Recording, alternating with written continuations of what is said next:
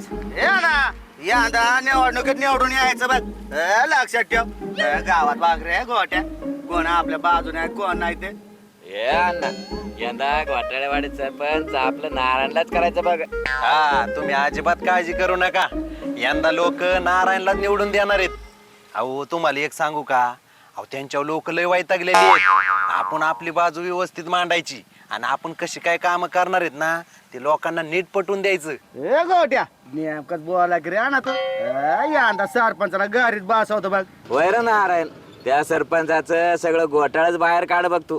कोणच्या बी बायका बघत न म्हणत द्या संधी करू सोनं. हे गोट्या ते शोभत का रे अण्णा त्याला. हा बरोबर आहे बरोबर आहे. हो गावातली कोणतीच बाई त्या सरपंचाच्या घरी यायला नको म्हणती. माहितीये का तुम्हाला. नारायण अय सुरेश कस काय चाललंय नियोजन गाडीनं. ए ना कुठं होता रे गोट्या तू किती शोधलं रे तुला मी अरे बाबा तुझंच काम करत होतो तुम्ही. यंदा सरपंच व्हायचा का नाही तुला हा का लोकाला व्हायचा आहे. ए गोट्या अरे नारायण सुरेश अरे बाकीच्यांचा अंदाज घेत होतो बाबा. आपलं काम काय सोपं आहे वे हा. ए गोट्या बरोबर बोला की रे तू. आणि मग हे अण्णा कशी काय बाकीच्यांची गडबड. अहो तुम्हाला सांगतो नारायण अरे समध्या गावात आपलीच हवाय आणि आपलीच चर्चा आहे हा.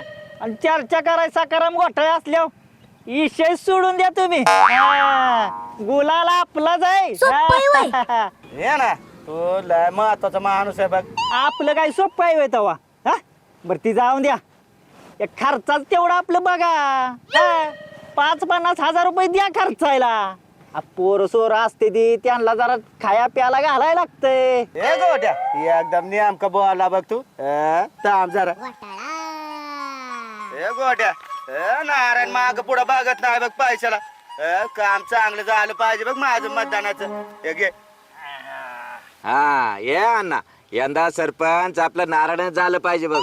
वाट बघा हा. ए काय बोलतो रे. अरे तसं नाही रे म्हणजे आपल्या गुलालाची वाट बघा असं म्हणायचं तुम्हाला हा. आणि विरोधकांची की नाही कशी वाट लावतो की नाही ती पण बघा हा. ए गोट्या नेमकं बोलतो रे.